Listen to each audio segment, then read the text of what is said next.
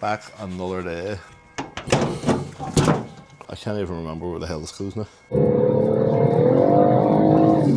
Right now we are going to attempt by myself to get the bonnet off. Now it doesn't matter how much I suppose if I wreck this one as it's already crashed. But I really don't want to wreck the new one, and nobody's seen the new one yet. I don't even think the wife's seen it. She's going to be as equally surprised as everyone else. But it's a good one. I've already unclipped the bit of loom or whatever it is that goes along the front.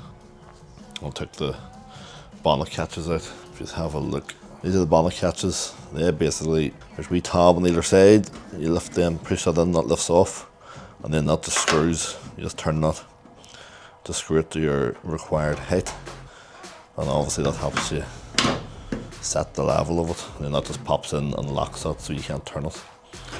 And these wee things are the rubber mounts. They twist, they screw in and out to adjust the height, which should adjust the gap between the bonnet and the bumper. So yes, we're going to go ahead here and make a start.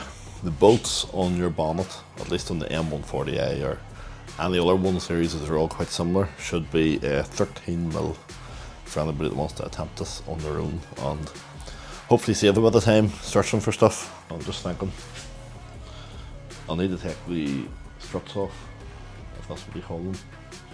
The wee rams that lift your bonnet to save you lifting it and to hold it in place. Obviously when I do that the bonnet's going to fall, so I'm going to need to prop it up, and I'm hoping this brush does the job. 13mm nut. There's another 13mm nut back here. This is the strut that should just pop out, so now let's see how we get on.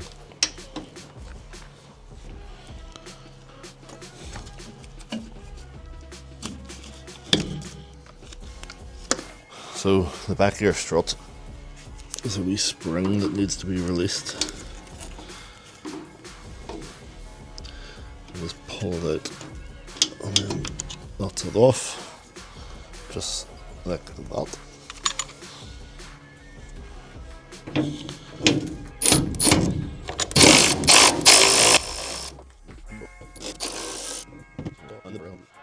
Ensure we're not going to smash anything.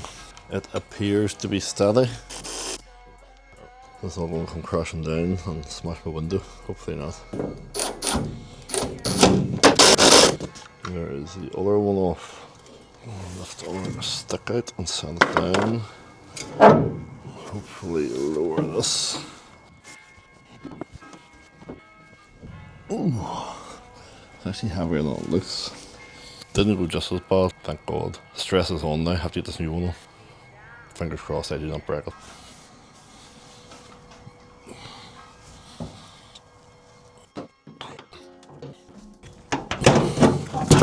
Oh, Jesus, close call, people.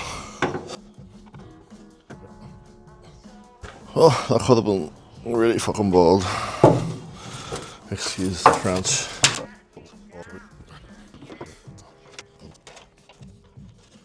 Don't need that sort of stress in my life. Definitely not.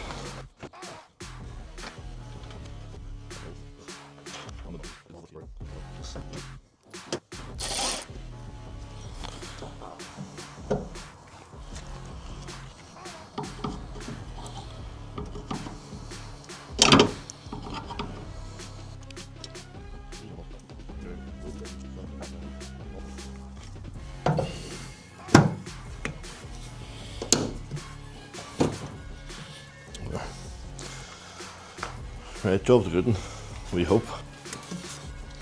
I knew the worst about it. I can't even remember where the hell this goes now. Good one, Steve. But that's a minor issue.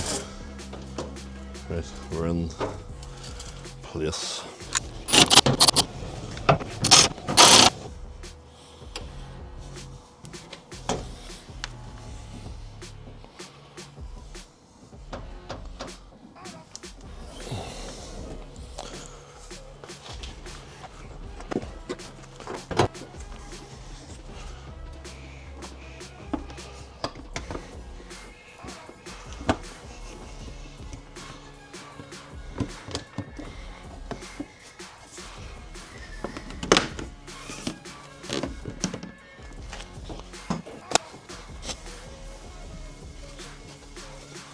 So I'm just fitting the lower radiator ducting on the bumper reinforcement bar. That allows you to attach the front bumper to the basically bottom of the car to keep it structurally intact so it doesn't flap about in the wind.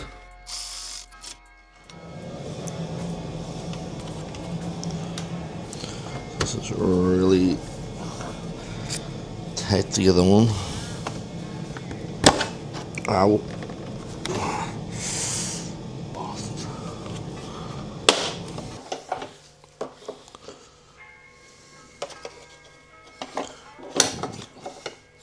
One, two, three, four.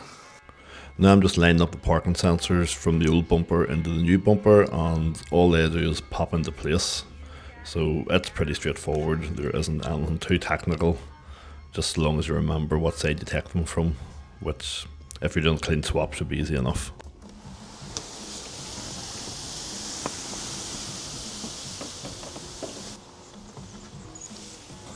So yeah, forgot to put the foam back in for the crash bar.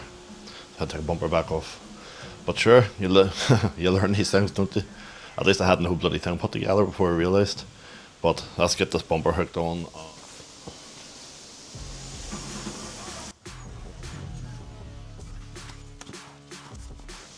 See what I mean? Forgetting stuff all the time.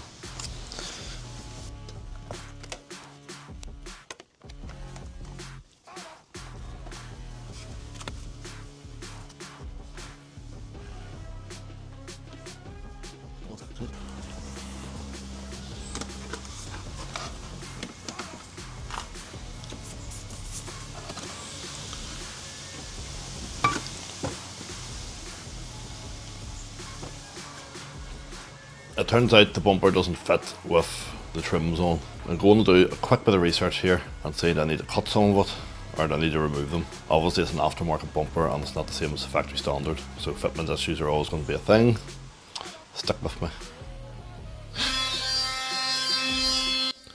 So what I'm trimming back here is basically where the washer jets would be if you had a car that came with headlight washers. This one doesn't have headlight washers, so I need to trim these bits back to make it all fit perfectly.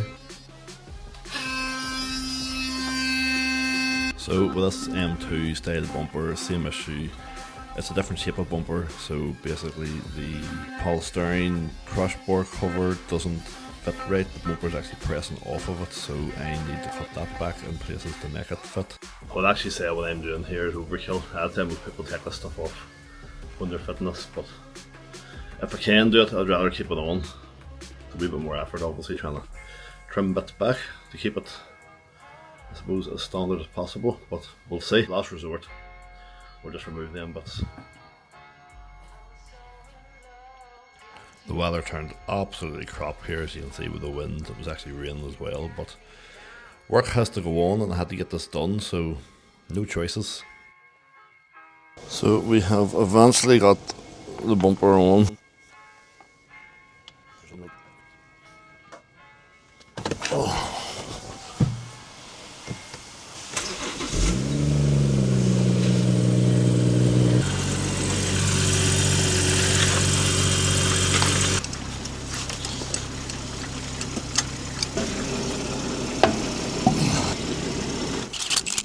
Right, front end's on, bonnet is adjusted as best I can.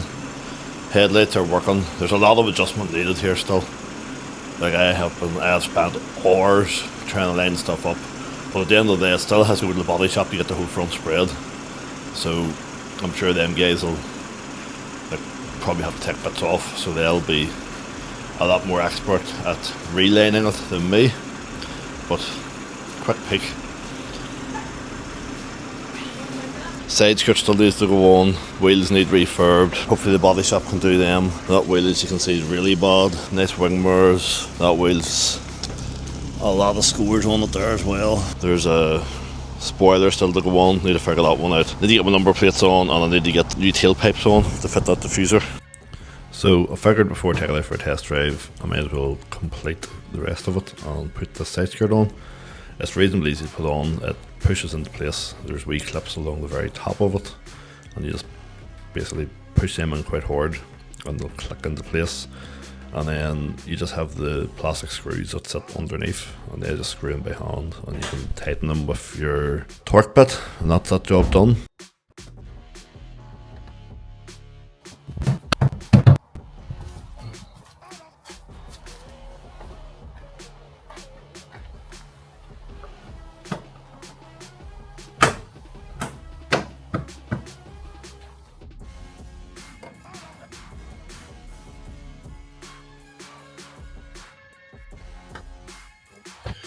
Right, so that's the side skirt on, bumpers on, bonnet's on.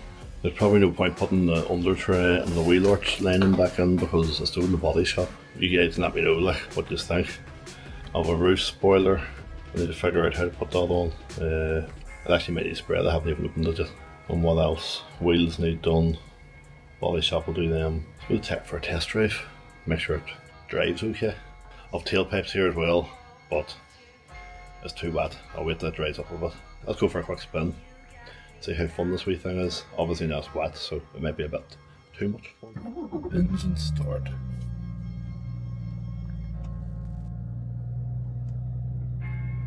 Nope, no warning lights in the dash. That's what we like to see. Let's check the iDrive system. And vehicle status, tire pressure monitor,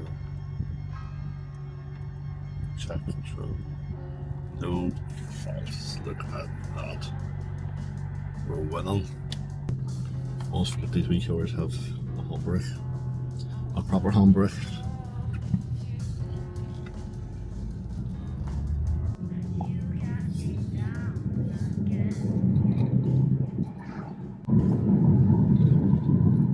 You get the windscreen clean, get that rain off it. And the remains of the sticker will still stick to it.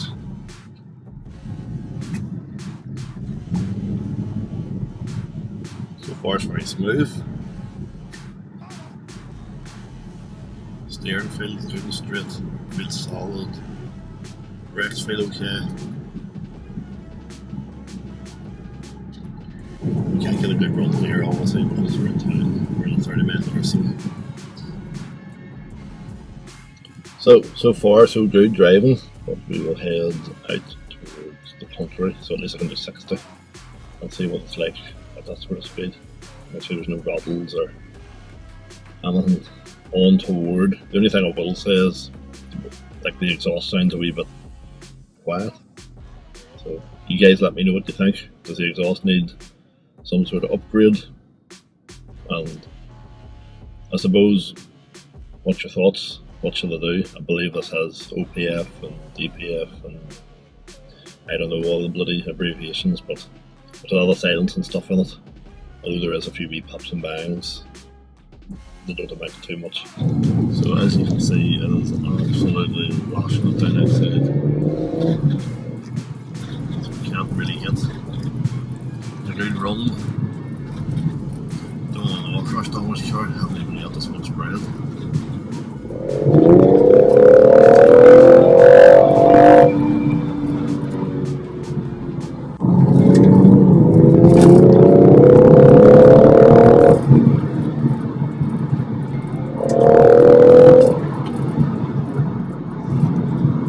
Doesn't sound too bad.